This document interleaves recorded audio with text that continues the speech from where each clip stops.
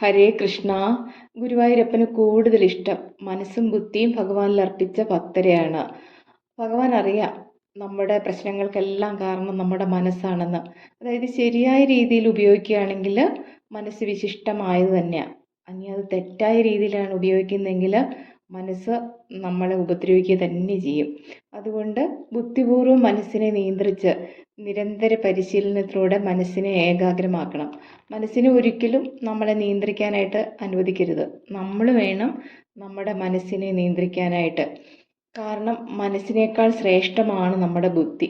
ബുദ്ധിയേക്കാളും ശ്രേഷ്ഠമാണ് നമ്മുടെ ആത്മാവായിട്ടിരിക്കുന്ന നമ്മുടെ ബോധം. അതുകൊണ്ട് നമ്മൾ നാമജപത്തിലൂടെ ഗുരുവായൂരപ്പനിലേക്ക് നമ്മുടെ മനസ്സിനെ ലയിപ്പിക്കുക. അപ്പോൾ നമ്മുടെ മനസ്സ് ശുദ്ധമാകും, ശക്തമാകും. അതുപോലെ ബുദ്ധിശക്തി വർദ്ധിക്കും, ആത്മബലം വർദ്ധിക്കും.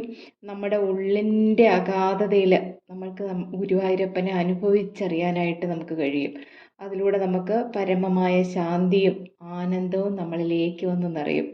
അപ്പം അതിനായിട്ട് നമ്മൾ അതാണ് ഭഗവാൻ ഗീതയിൽ പറയുന്നത്, മയി അർപ്പിത മനോബുദ്ധിർ യോമേം ഭക്ത സാമേ പ്രിയ എന്ന്. അതായത് ഗുരുവായൂരപ്പൻ്റെ പ്രിയപ്പെട്ട ഭക്തനാകണമെങ്കിൽ നമ്മൾ നമ്മുടെ മനസ്സും ബുദ്ധിയും ഒക്കെ ഭഗവാനിലേക്ക് അർപ്പിക്കുക.